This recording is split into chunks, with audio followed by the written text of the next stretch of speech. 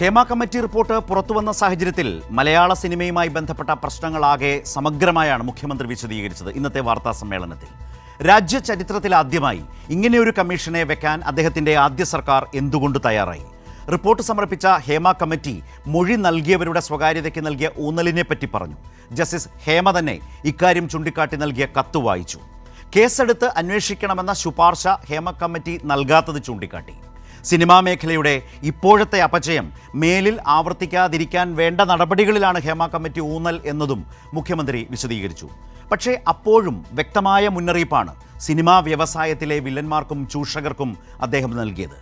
ഏതെങ്കിലും വനിത പരാതി നൽകാനോ പറയാനോ മുന്നോട്ട് വന്നാൽ ഉചിതമായ നടപടി ഉണ്ടാകും, എത്ര ഉന്നതനായാലും നിയമത്തിന് മുന്നിൽ കൊണ്ടുവരുമെന്നും മുഖ്യമന്ത്രി പിണറായി പറയുമ്പോൾ അതിലൊരു ബോധ്യം, വിശ്വാസം കേൾക്കുന്നവർക്കുണ്ട്.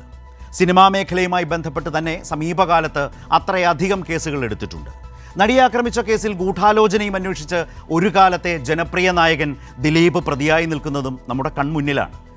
അതുകൊണ്ടൊക്കെ തന്നെയാണ് സർക്കാരിലും മുഖ്യമന്ത്രിയിലും വിശ്വാസമുണ്ടെന്ന് WCC പറയുന്നത്. റിപ്പോർട്ട് വന്ന ശേഷമെടുത്ത നടപടികളും ഇനി ചെയ്യാൻ പോകുന്ന കാര്യങ്ങളും വിശദീകരിക്കുമ്പോൾ നാടിനു വേണ്ടത് രാഷ്ട്രീയ മാധ്യമ വിവാദമാണോ? ചെയ്യുമെന്ന് സർക്കാർ ഉറപ്പു പറയുന്ന കാര്യങ്ങൾ വിലയിരുത്തുകയല്ലേ വേണ്ടത്? ഹേമ കമ്മിറ്റി റിപ്പോർട്ടിന് വ്യാപക സ്വീകാര്യത കൈവരുമ്പോൾ അതിന് പാകമായ പൊതു ചർച്ചയല്ലേ ഉണ്ടാവേണ്ടത്?